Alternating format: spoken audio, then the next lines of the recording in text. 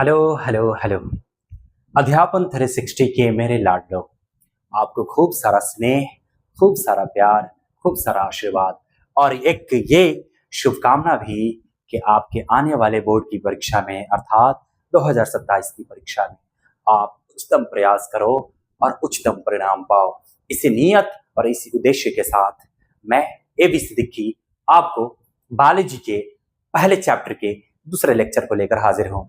ठीक है जी, आज हम बात करने वाले हैं कि हमारे जो जीव होते हैं उन जीवों में वो कौन सी मूल प्रक्रियाएं होती हैं जिन प्रक्रियाओं की वजह से, जिन प्रोसेसेस की वजह से वो जो जीव है जीवित रह पाता है या अपने जीवन को वो सुरक्षित रख पाता है।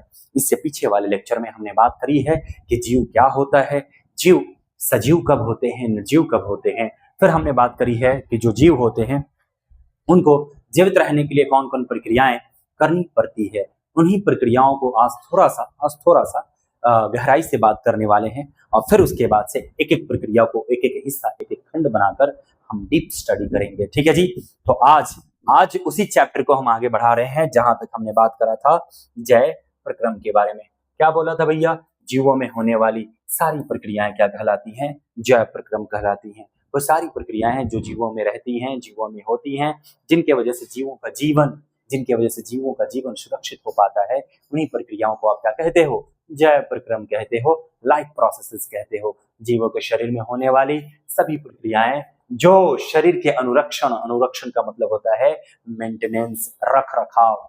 हमारे शरीर को रख रखाव की जरूरत है। इससे पीछे वाले चैप्टर में हमने पढ़ा ना दोस्त कि हमारा जो शरीर है वो अति सूक्ष्म कोशिकाओं से मिलकर बना है। ये अति सूक्ष्म कोशिकाएं या कण हमेशा ही वातावरण के संपर्क में है, हमेशा ही ये एनवायरमेंट के संपर्क में है। ये हार्श एनवायरमेंट, कभी बहुत ज्यादा धूप, कभी बहुत ज्यादा सर्दी, कभी बहुत ज्यादा जलवायु में परिवर्तन हमारे इस आणविक स्तर से बने, इस आणविक आधार पर बने शरीर को नष्ट करते हैं। तो उन शरीर के आणविक कणों को लगातार मेंटेनेंस की जरूरत पड़ती है, लगातार उन्हें सुरक्षित रखने की जरूरत पड़ती है और उन्हीं का मेंटेनेंस करना ही, उन्हीं को मेंटेनेंस करने में जो जो प्रोसेसेस शामिल हैं उन सारे प्रोसेसेस को कहते हैं जय प्रक्रम। बात समझ में आ रही है मित्र? मैंने कहा हमारा शरीर अति सूक्ष्म कोशिकाओं से मिलकर बना है और वो कोशिकाएं भी कहीं ना कहीं आणविक स्तर पर बनी हुई हैं, अणु के स्तर पर बनी हुई हैं। तो उन आणविक स्तर की संरचना को देखभाल करने के लिए, रख रखाव करने के लिए, क्यों रख रखाव की जरूरत है? नहीं होगा तो जीव मर जाएगा ना भाई।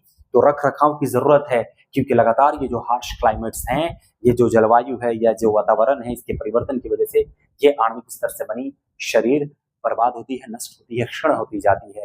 डिटेरियोरेशन इसमें शुरू हो जाती है, डिटेरियोरेशन इसमें क्षणता, इसमें जीर्णता शुरू हो जाती है। इसकी जीर्णता को मेंटेन करने के लिए, इसको पहले जैसा ठीक ठाक बनाए रखने के लिए कुछ प्रक्रियाओं का होना जरूरी है और उन्हीं प्रक्रियाओं को सामूहिक रूप से हम कहते हैं जैव प्रक्रम, लाइफ प्रोसेसेस। यानी ऐसी प्रक्रियाएं जो लाइफ को मेंटेन करने के लिए, जो सर्वाइवल को मेंटेन करने के लिए आवश्यक हैं, वैसी प्रक्रियाओं को आप कह रहे हो जैव प्रक्रम। बात समझ में आ रही है जी? ये कौन कौन सी प्रक्रियाएं हैं बताया ना कि एक जीव को अपने आणविक स्तर को मेंटेन करके रखना है, अपने सूक्ष्म कणों को मेंटेन करके रखना है जिससे वो बना है। तो उसे पोषण करना होगा, उसे श्वसन करना होगा, उसे परिसंचरण करना होगा और उसे करना होगा उत्सर्जन। ये वो मूलभूत प्रक्रियाएं हैं जो जीव करता है अपने अनुरक्षण के लिए और यही मूलभूत प्रक्रियाएं कहलाती हैं जैव प्रक्रम। वो जीव चाहे सोया हो, चाहे जगा हो, चाहे वो बीमार हो, चाहे वो स्वस्थ हो, चाहे वो किसी भी परिस्थिति में हो, मरने से पहले चाहे वो किसी भी परिस्थिति में हो, उसके भीतर ये प्रक्रिया चलती ही रहनी चाहिए। तब से जब उसने जन्म लिया और तब तक जब वो आखिरी सांस ना ले, तब तक ये प्रक्रिया होती ही रहनी चाहिए। अगर ये हो रही है तभी जाके वो जीव जीवित है। ठीक है जी, ये मेंटेनेंस का कार्य हो रहा है। कोई दिक्कत है? मैंने बताया ये मेंटेनेंस के कार्य क्यों जरूरी है भाई साहब? एक जीव के लिए मेंटेनेंस का कार्य क्यों जरूरी है? क्योंकि उसके शरीर में जो टूट फूट या जो क्षति हुई है उस क्षति को भरपाई की जा सके, उस क्षति की भरपाई की जा सके। भैया एक दीवार को आपने प्लास्टर कराया है, पेंट कराया है, बाद उसके क्या एक बार करा के आप छोड़ दोगे? नहीं ना, आपको समय दर समय हर होली में, हर दिवाली में आप कभी ना कभी वापस से पेंट कराते हो, वहां पे वापस से जहाँ टूटी फूटी चीजें हैं उसको मरम्मत कराते हो। वो तो एक निर्जीव है, वो एक निर्जीव है, तब भी उसके कण जलवायु परिवर्तन की वजह से, कड़ी धूप, बारिश, हवा की वजह से वो प्लास्टर आपका झड़ जाता है, खराब हो जाता है। निर्जीव चीजें भी डिट्रियोरेट हो जाती हैं, जीर्ण हो जाती हैं, क्षीण हो जाती हैं वातावरण के प्रभाव से। तो आप तो सजीव चीज हो, आप भी अणु के स्तर पर बने हो, आप भी तो आणविक स्तर पर बने हो, तो आपका भी ये अणु जो है ये वातावरण की वजह से लगातार संपर्क में आने से धीरे धीरे खराब होता है, धीरे धीरे टूटता फूटता है। तो उनके टूट फूट की ये आपको भी राजमिस्त्री रख के लगातार बार बार पेंट कराना होगा, आई मीन लगातार उसे मेंटेनेंस करना होगा। ठीक है जी। तो मेंटेनेंस करने के लिए अनुरक्षण की प्रक्रिया जरूरी है। ठीक, कोई दिक्कत? अच्छा, और क्या? तो इसकी मरम्मत और संतुलन बनाए रखने के लिए ऊर्जा की आवश्यकता होगी। जब जब भाई साहब एक जीव को अगर जिंदा रखना है तो उसे ऊर्जा चाहिए। क्यों ऊर्जा चाहिए? ताकि उसका मरम्मत होती रहे, उसके शरीर की मरम्मत होती रहे, उसका संतुलन बना रहे, तो इसलिए आपको ऊर्जा चाहिए। और ऊर्जा कहाँ से प्राप्त होती है? ये ऊर्जा प्राप्त होती है भोजन से। खैर, हमने पढ़ा कि देखो हर जीव अपने आप को जिंदा रखने के लिए कुछ प्रक्रियाओं को करता है और उन्हीं प्रक्रियाओं की वजह से उसके जीवित होने की संभावनाएं बढ़ती हैं। और वो प्रक्रियाएं, ये सारी प्रक्रियाएं हैं। आज इन्हीं प्रक्रियाओं को थोड़ा सा हम विस्तार से चल के समझने वाले हैं कि क्या है भैया हमारा पोषण। उन मूलभूत प्रक्रियाओं में, या यूं कह लीजिए कि जैव प्रक्रम में जो सबसे पहली प्रक्रिया है, जो अनिवार्य प्रक्रिया है या सर्वप्रथम अनिवार्य प्रक्रिया है, उस प्रक्रिया का नाम है क्या? पोषण। पहले इस शब्द को ही तोड़ कर देखो मेरे भाई, पोषण। जहां भी अड़ देखना, अड़ समझना कि ये प्रोसेस है, ये प्रोसेस की बात हो रही है। और यहाँ पोष, इसको अच्छे से समझते हैं। यहाँ से पोषण, हमने कहा भैया पोषण बोले तो न्यूट्रिशन। ठीक है जी। जहां भी आप अड़ देखना, इसको समझना कि ये एक प्रक्रिया है। ठीक है। और पोष से यहाँ अर्थ है पोषक तत्वों को ग्रहण करने की। पोषक तत्वों को ग्रहण करने की प्रक्रिया को आप क्या कह दोगे? पोषण कह दोगे। सीधी साफ बात, पोषक तत्वों को ग्रहण करने की प्रक्रिया कहलाती है पोषण। ठीक है जी। पोषक तत्वों को ग्रहण करने की प्रक्रिया कहलाती है पोषण। To obtain nutritious substance is called nutrition. ठीक है जी। कितनी सरलता से हमने ये बात कह दी, एक ही शब्द में बात कर दी। बस एक शब्द को हमने तोड़ा और शब्द ने ही अपनी सारी परिभाषा या अपने सारे राज खोल दिए। हमने कहा कि पोषण क्या है, तो आपने कहा सर देखो पोषण जो है ना, इसको हम मान लेते हैं कि ये दो शब्द से बना है, जहां अड़ा का मतलब है प्रक्रिया और पोष का मतलब है यहाँ पोषक तत्व। तो यहाँ पोषक तत्वों को ग्रहण करने की जो प्रक्रिया होती है, जो पोषक तत्वों को ग्रहण करने की प्रक्रिया होती है, उसी प्रक्रिया को तो हम पोषण कहते हैं। बात समझ में आ रही है? जो पोषक तत्वों को ग्रहण करने की प्रक्रिया होती है, उसी प्रक्रिया को तो हम पोषण कहते हैं। हमने कहा ये पोषक तत्व कौन है जिनको ग्रहण करना है भाई साहब? ये पोषक तत्व कौन है जिनको ग्रहण करना है जीव को? तो हमने कहा ये पोषक तत्व वो हैं जो जीव को भोजन से प्राप्त होते हैं। ये पोषक तत्व वो हैं जो जीव को भोजन से प्राप्त होते हैं। हमने कहा ये भोजन में क्या होता है, ऐसा कौन सा पोषक तत्व होता है? हमने कहा सर भोजन में अकार्बनिक और कार्बनिक तत्व मौजूद होते हैं जिन्हें एक जीव को ग्रहण करना है। क्यों ग्रहण करना है? क्योंकि जीव का शरीर कार्बन से तो बना है मित्र। अल्टीमेटली द एनिमल्स और the every living organisms are made of carbon. भाई साहब जीवों का शरीर किससे बना है? कार्बन से बना है। तो कार्बन से जीव को आप बनाए हो तो उसे कार्बन ही तो चाहिए पोषक तत्व के रूप में। अरे आप जिस चीज से बने हो वही चीज तो आपको चाहिए अपने आप को मेंटेन करके रखने के लिए, हाँ ये ना। अब आप कहोगे कि तालाब बना है पानी से, तो पानी ही तो चाहिए तालाब को मेंटेन करके रखने के लिए। पानी नहीं तो गड्ढा हो जाएगा ना, सूख जाएगा तो गड्ढा हो जाएगा। पानी नहीं है और तालाब सूख, पानी नहीं है तो भी आप उसे तालाब कहोगे? ऐसा थोड़ी है, वो तो सिर्फ एक गड्ढा हो जाएगा, खाई हो जाएगा। वो गड्ढा है, उसमें पानी भरा है, तब वो तालाब कहा जा रहा है, तालाब की संज्ञा दी जा रही है। वही बात मैं कह रहा हूं कि सारे के सारे जीव, आपकी एनसीईआरटी कहती है कि सारे के सारे जीव किससे बने हैं? कार्बन से बने हैं। तो कार्बन ही तो वो पोषक तत्व हैं जिनको ग्रहण करना है सारे जीवों को, क्योंकि उसी से तो वो बने हुए हैं ना अल्टीमेटली। तो जो जिस चीज से बना है वही उसको चाहिए। क्या चाहिए भाई साहब कार्बन के रूप में? उसे कार्बोहाइड्रेट चाहिए, उसे प्रोटीन चाहिए, हाँ जी, उसे फैट चाहिए। ये सारी चीजें उसे पोषक तत्व के रूप में चाहिए। उसे चाहिए अकार्बनिक तत्वों के रूप में मिनरल्स, उसे खनिज पदार्थ चाहिए, पदार्थ नहीं खनिज लवण कहो, उसे खनिज लवण चाहिए। ये सारे पोषक तत्व के रूप में चाहिए। भैया पोषण क्या हुआ बताओ जरा, पोषण क्या है? पोषण पोषक तत्वों को ग्रहण करने की प्रक्रिया है। पोषक तत्वों को कैसे ग्रहण करता है एक जीव?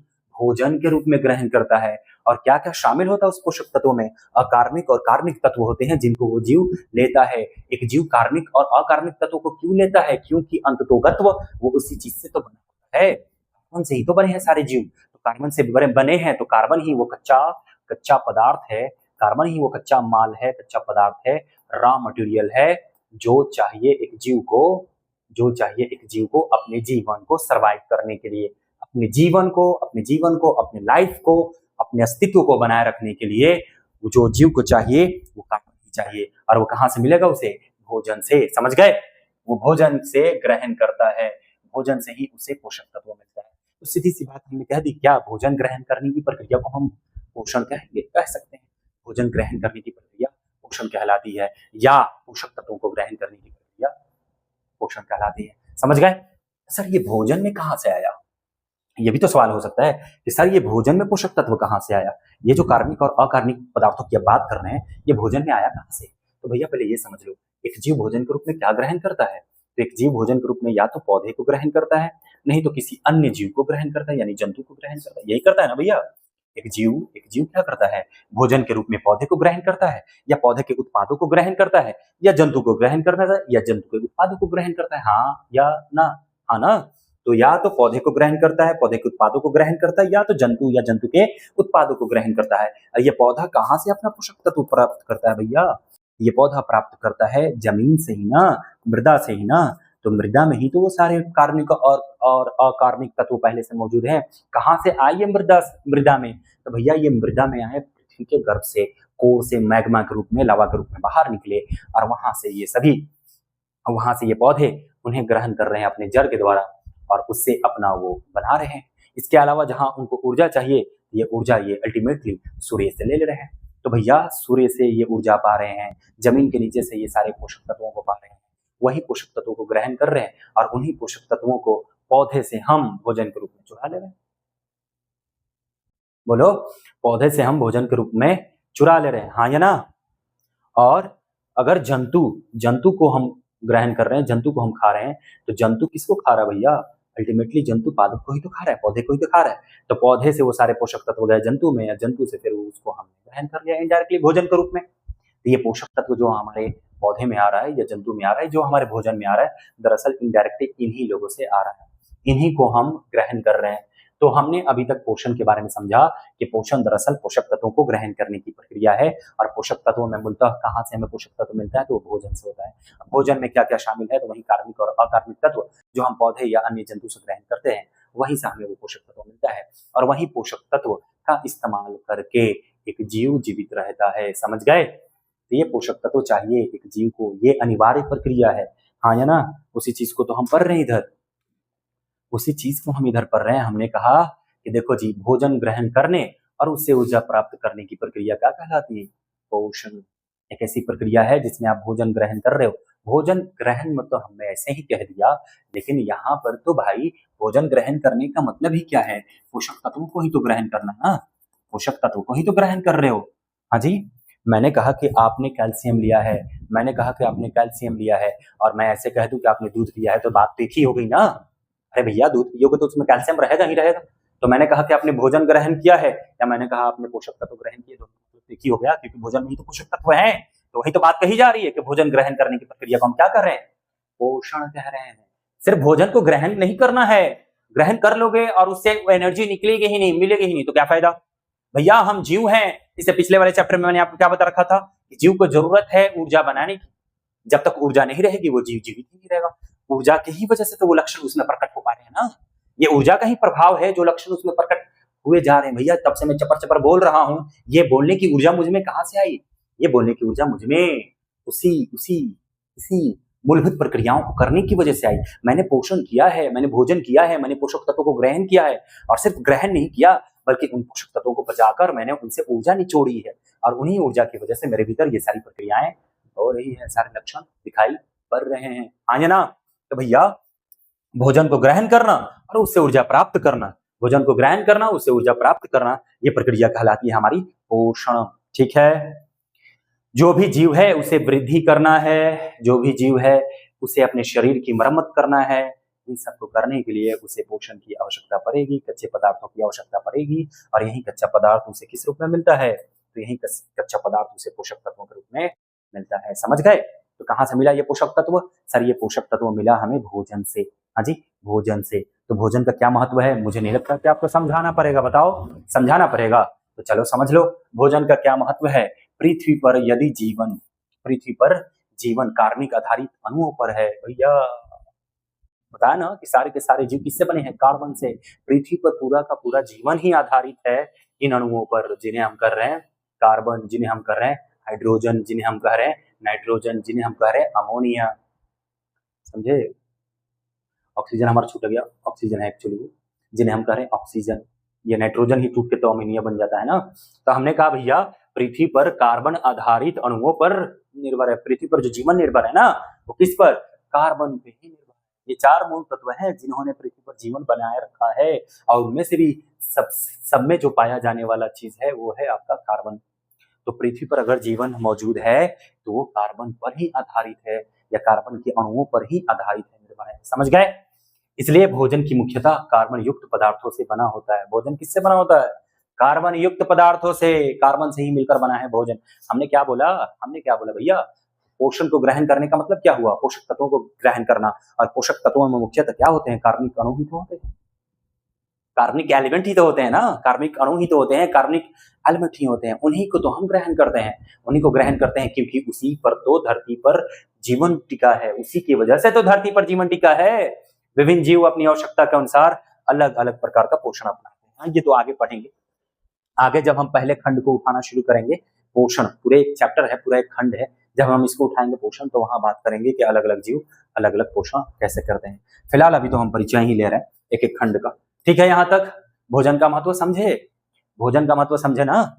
ये भोजन को लेना होगा एक जीव को, इसलिए लेना होगा ताकि उसका जीवन बरकरार रहे, क्योंकि अंततोगत्व वो कार्बन से ही बना है, और उसके शरीर में अगर कार्बन की पूर्ति ना हो तो फिर वो ऊर्जा कैसे बनाएगा? ऊर्जा नहीं बनाएगा तो फिर कैसे जिएगा? तो भैया वो भोजन ग्रहण करेगा, और भोजन ग्रहण करने के बाद उसका ऊर्जा में रूपांतरण करेगा। समझ गए? शरीर के अंदर भोजन का विघटन होगा। विघटन से बोले तो यहाँ पाचन होगा, डाइजेशन।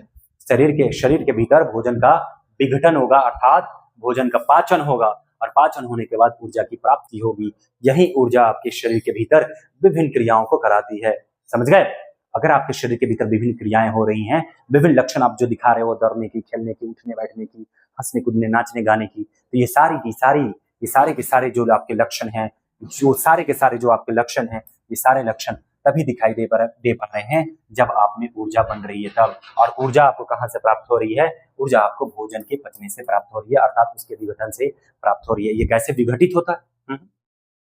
ये ऊर्जा आपकी कैसे विघटित होती है बताओ जरा। तो ऊर्जा को विघटित करने के लिए आपके शरीर में कुछ कुछ रासायनिक अभिक्रियाएं होती हैं। बताया था मैंने पहले ही चैप्टर में कि आपके शरीर में कुछ जैव रासायनिक अभिक्रियाएं होती हैं। आपके शरीर में कुछ जैव रासायनिक, कुछ बायोकेमिकल रिएक्शंस होते हैं, जिन रिएक्शंस के बाद आपके शरीर में अल्टीमेटली एनर्जी का उत्पादन होता है, एटीपी प्रोड्यूस होता है, और वही एटीपी अंततः आपको विभिन्न कार्य करने के लिए ऊर्जा देती है। आपकी वृद्धि, आपके विकास और बाकी के सारे आपके जो लक्षण प्रकट होते हैं वो उन्हीं ऊर्जाओं की ही तो वजह से होते हैं। कौन कौन सी क्रिया होती है भैया? वो उपचय की यानी उपचयन की प्रक्रिया होती है, और अपचयन की प्रक्रिया होती है। बोले तो ये एनाबॉलिज्म होता है और कैटाबॉलिज्म होता है। एनाबॉलिज्म में क्या होता है भैया? उपचयन में क्या होता है? जो सरल पदार्थ हैं उन सरल पदार्थ से जटिल पदार्थ बनते हैं। इसको याद रखने की प्रक्रिया है कि आप 1+1 करते हो तो क्या होता है? 2 होता है ना। उसी प्रकार आपका कार्बन डाइऑक्साइड जो पौधे ने ग्रहण किया होता है पत्तों से, और आपका H2O जो वो आपका है ये टूट के बाहर निकल चुका ना प्रकाशिकी रिएक्शन के द्वारा। आगे बताऊंगा मैं। प्रकाशिकी रिएक्शन की वजह से ये O निकलकर बाहर चला जाएगा, तो बनेगा कौन? CO2 और H2, C6H12 और O6। तो भैया ये सरल अणु रहे, और इन सरल अणुओं से क्या बना? जटिल पदार्थ बना कि नहीं? ग्लूकोज बना कि नहीं? इसी प्रक्रिया को हम कह रहे हैं उपचयन, एनाबॉलिज्म। समझ गए? कुछ जुड़ने की प्रक्रिया कहला रही है उपचयन यानी एनाबॉलिज्म। 1+1 = 2, ये याद रखिएगा। ओके, अच्छा देखते हैं अब आगे। अगला है अपना अपचयन। अपचयन या अपचय कैटाबोलिज्म, इसका मतलब होता है भैया जटिल पदार्थ जो हैं वो टूटते हैं तब जाके ऊर्जा प्राप्त होती है। एकदम रिवर्स कर लो, वाइस वर्सा। वाइस वर्सा मतलब उपचयन में दो सरल अणु या कई सारे सरल अणु साथ में आ रहे और एक जटिल अणु बना रहे हैं, और यहाँ अपचयन में ये जटिल अणु अब टूटेंगे। हाँ जी, अब ये टूटेंगे। ये आपके जो जटिल अणु है C6H12 और O6, ये टूटेंगे।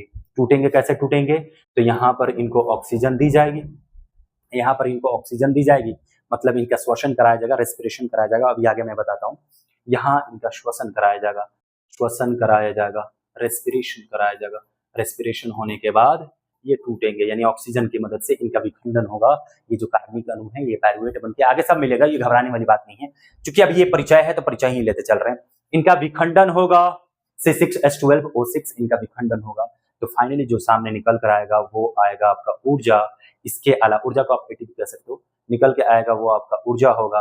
फिर आपका कार्बन डाइऑक्साइड बाहर निकल जाएगा, फिर आपका H2O बाहर निकल जाएगा। तो देखो जरा सा, यहाँ देखो, ये जटिल अणु था। इस जटिल अणु को आपने तोड़कर, इस जटिल अणु को आपने तोड़कर आपने सरल अणुओं में बदल दिया कि नहीं बदल दिया? तो यही कहलाता है आपका अपचयन। यहां से आओ, सरल अणु को लेकर जटिल बनाना, यानी एक और एक लेकर दो बनाना। CO2 और H2O को ले लिया हमने और यहाँ पर ग्लूकोज बना दिया। अब ये है आपका 2 बराबर 1 प्लस 1, यानी 2 से एक एक तोड़ देना। तो हमने क्या लिया, यहाँ ग्लूकोज ले लिया और इस ग्लूकोज को हमने तोड़ दिया, तो आपका ऊर्जा बना, CO2 बना और H2O बना, तो ये सरल अणु बदल गया। तो यही कहलाता है आपका श्वसन। यही वो बायोकेमिकल रिएक्शन है जो आपके शरीर के भीतर होता है। यही वो बायोकेमिकल रिएक्शन है जो आपके शरीर के भीतर होता है, और इसके होने से ही ऊर्जा बनती है, और ऊर्जा बनने की वजह से जीवित हो, आप जीव हो। समझ रहे हो? हाँ जी। ये प्रक्रिया क्या कहलाती है? तो ये प्रक्रिया कहलाती है आपकी श्वसन। ये जो जैव रासायनिक क्रिया आपके शरीर के भीतर हुई है, जिससे ऊर्जा बना है नहीं मतलब बनी है, जिससे ऊर्जा बनी है, ये ऊर्जा जो बनी है ना, ये आपके रिस्पिरेशन से ही बनी है, श्वसन से ही बनी है। समझ गया मित्र? तो भाई साहब श्वसन क्या है? मैंने बोला ना, जहां पर आप ना देखना समझना कि वो प्रक्रिया है, अगर ये ना है तो इसका मतलब है, चलो यहां से अलग से तोड़ के बताता हूँ। श्वसन अगर ये ना है तो समझना कि भाई मेरे ये प्रक्रिया है, प्रोसेस है।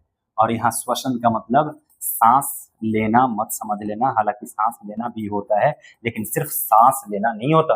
ठीक है जी। श्वसन का मतलब हुआ यहाँ, श्वसन का मतलब हुआ यहाँ कि ग्लूकोज को ये सांस लेकर, यानी ऑक्सीजन को लेकर, ग्लूकोज को ऑक्सीजन को लेकर विखंडन करना, ग्लूकोज के सहारे ऑक्सीजन का विखंडन करना, ऑक्सीजन को तोड़ना, ये पूरी प्रक्रिया एक साथ कहलाती है श्वसन। यानी सांस ले लिया प्लस आपने जो भोजन पचा पेट में, यानी ग्लूकोज बना रखा है। अरे पहले आप भोजन ग्रहण किए, तो भोजन ग्रहण करने के बाद वो कहाँ गया?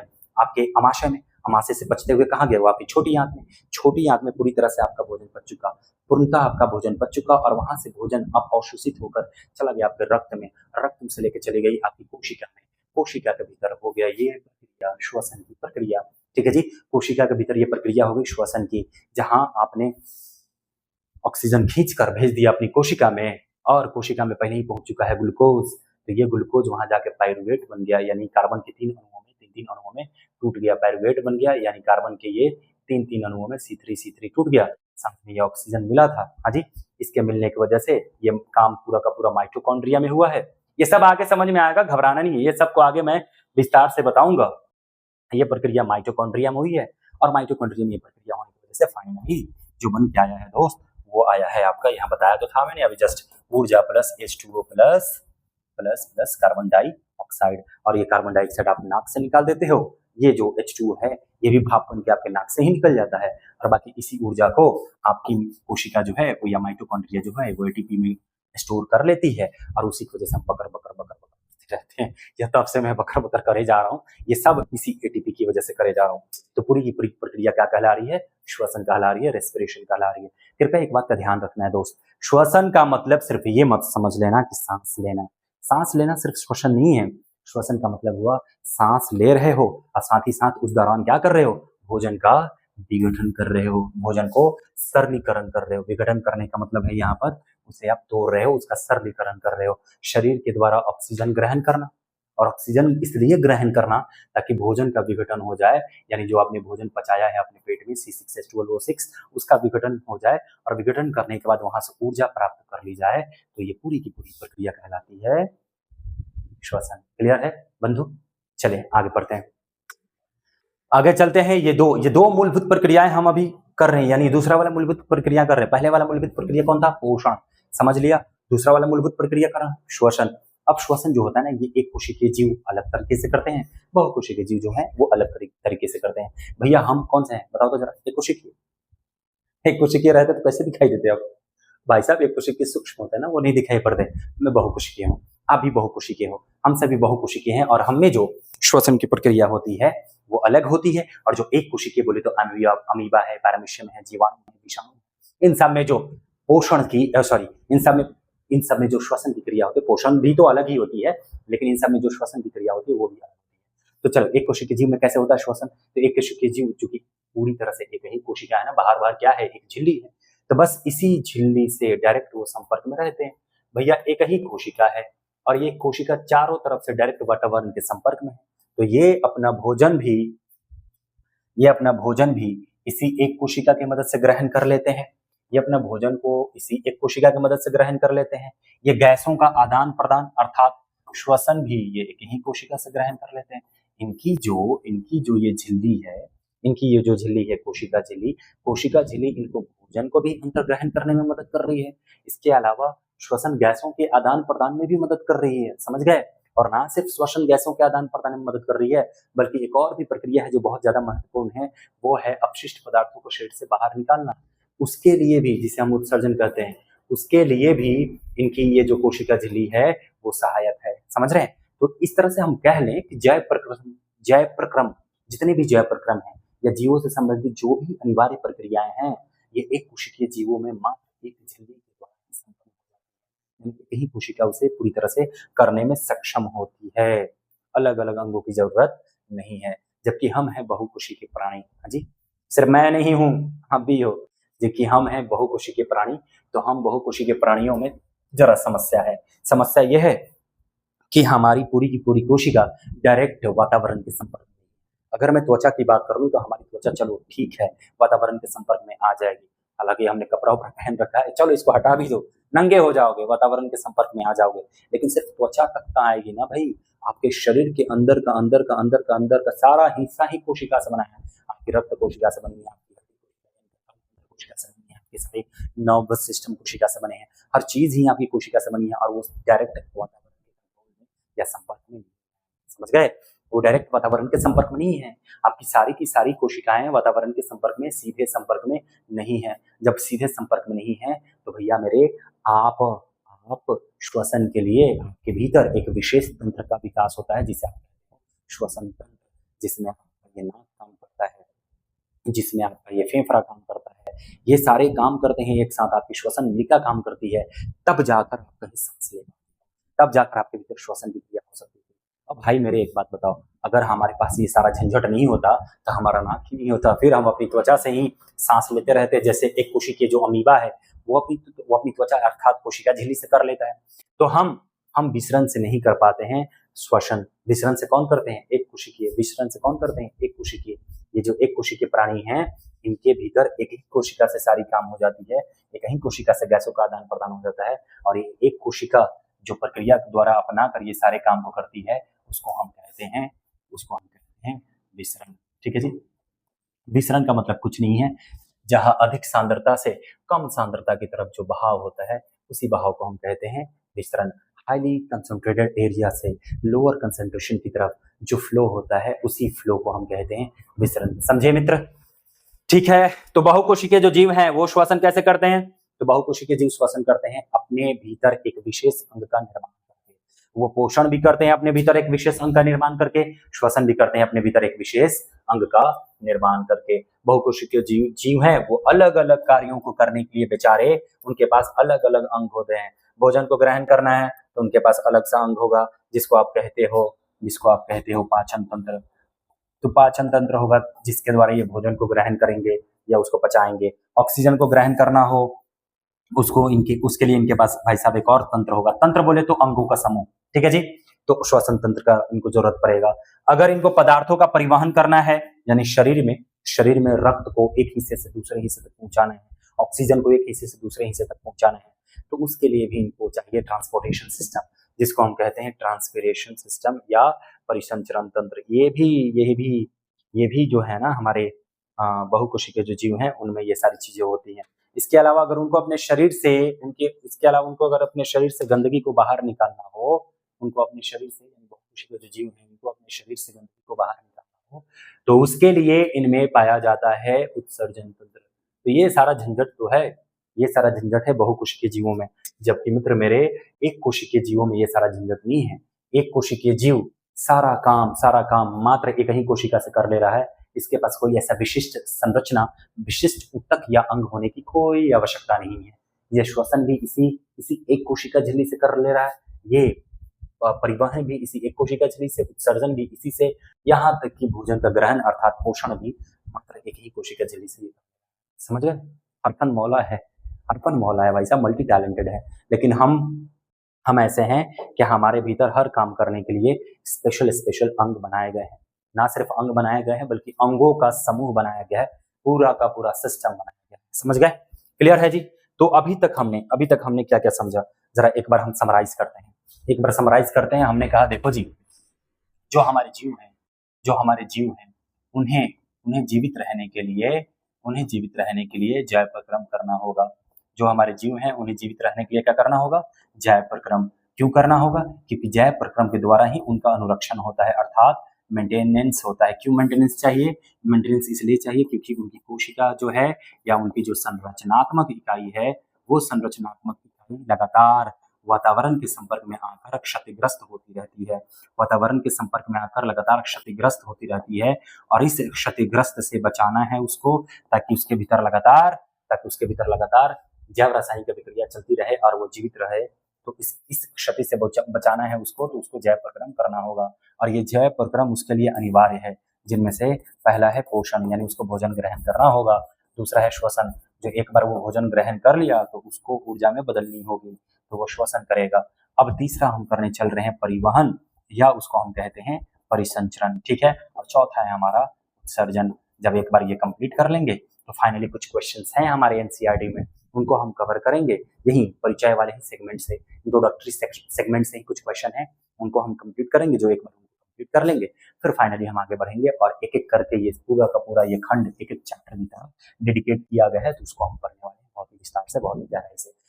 अभी सब हम परिचय ही कर रहे हैं, जैसे कि पिछले क्लासेस में मैंने आपको बताया। ठीक है भाई?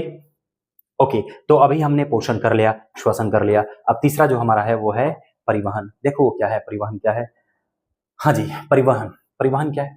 परिवहन का मतलब हुआ कि आप भोजन को या मतलब किसी भी चीज को एक स्थान से दूसरे स्थान तक ले जाते हो। तो हमारे शरीर में ध्यान देना है, हमारे शरीर में भोजन कहीं और पच रहा है, हमारे शरीर में भोजन छोड़िए पच रहा है, हमारे शरीर में ऑक्सीजन हमारे फेफड़े में, ऑक्सीजन हमारे फेफड़े तक गया, भोजन हमारे छोटी आंत तक गया। अब इसे शरीर की हर कोशिका तक पहुंचाना है। शरीर की हर कोशिका को ऑक्सीजन की आवश्यकता है, बराबर। शरीर की हर कोशिका को ऑक्सीजन की आवश्यकता है, बराबर ना? अरे बोलते रहो हाँ या ना। शरीर की हर कोशिका तक ऑक्सीजन की जरूरत है, शरीर की हर कोशिका को भोजन अर्थात ग्लूकोज की जरूरत है, तभी तो जाकर वो श्वसन कर पाएगा। अब भैया ये सारे जो पोषक तत्व हैं या ये जो सारे मूल तत्व हैं, इन मूल तत्वों को वहां तक पहुंचाना होगा ना, शरीर की हर कोशिका तक पहुंचाना होगा। और हर कोशिका जो है ना वो करती है रासायनिक अभिक्रिया। कोशिका ही तो आधार है जैव रासायनिक अभिक्रिया का। मैंने पिछले लेक्चर में बताया था दोस्त, एक कोशिका ही वो बेस है जीवों के भीतर, जिनके भीतर जैव रासायनिक अभिक्रियाएं हो रही हैं। तो कोशिका जब जैव रासायनिक अभिक्रियाएं हो रही हैं कोशिका के भीतर, तो वहां से कुछ अपशिष्ट पदार्थ निकलेगा कि नहीं निकलेगा? तो भैया आवश्यक पदार्थ को कोशिका तक ले जाना, कच्चे माल को कोशिका तक ले जाना और वहां से अपशिष्ट पदार्थ को लेकर आना, एक सिस्टम चाहिए कि नहीं? एक मार्ग चाहिए कि नहीं? एक रास्ता चाहिए कि नहीं? एक तंत्र चाहिए कि नहीं चाहिए? हाँ चाहिए। किसमें चाहिए? एक कोशिका में, अमीबा में नहीं, हम बहुकोशिकीय में चाहिए। हमारे भीतर एक तंत्र चाहिए। तो हमारे भीतर जो तंत्र विकसित है उसका नाम है परिवहन तंत्र। परिवहन तंत्र या परिसंचरण तंत्र। इसमें कार्य करता है हमारा हृदय, हमारी जो रक्त वाहिनियां हैं, वो हमारा हृदय और हमारी रक्त वाहिनियां मिलती हैं और ये भोजन को, ऑक्सीजन को शरीर के में एक स्थान से दूसरे स्थान तक ले जाती हैं और वहां से जो कार्बन डाइऑक्साइड बना होता है उसे निकाल कर ले आती हैं।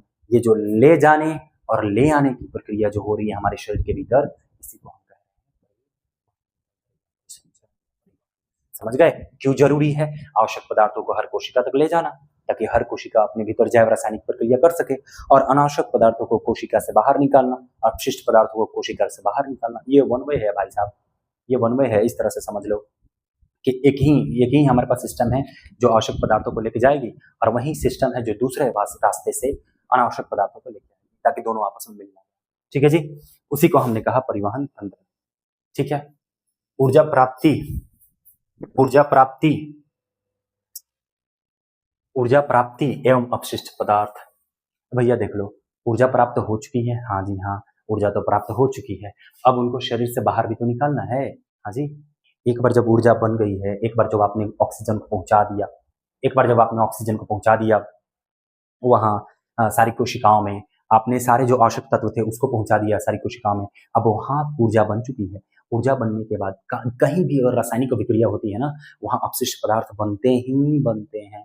तो जब एक बार वहाँ पर आपने ऊर्जा पहुंचा दी, एक बार जब वहाँ पर आपने आवश्यक पदार्थ पहुंचा दी और वहाँ अब रासायनिक अभिक्रिया होने लग गई है, तो वहाँ से भाई साहब अनावश्यक पदार्थ जरूर उत्पन्न होगा। तो शरीर में जो रासायनिक अभिक्रिया हुई है, इस रासायनिक अभिक्रिया के दौरान कार्बन स्रोत तथा ऑक्सीजन का उपयोग ऊर्जा प्राप्ति के लिए होता है, और इन अभिक्रियाओं से कुछ उपोत्पाद, उपोत्पाद का मतलब समझो भाई साहब, उपोत्पाद ये बना है उप प्लस उत्पाद, उत्पाद यानी प्रोडक्ट और उप उत्पाद यानी बाय प्रोडक्ट। ठीक है जी, जैसे मान लो प्रोडक्ट और बाय प्रोडक्ट को समझने के लिए एक सरल सा आंसर ले लीजिए।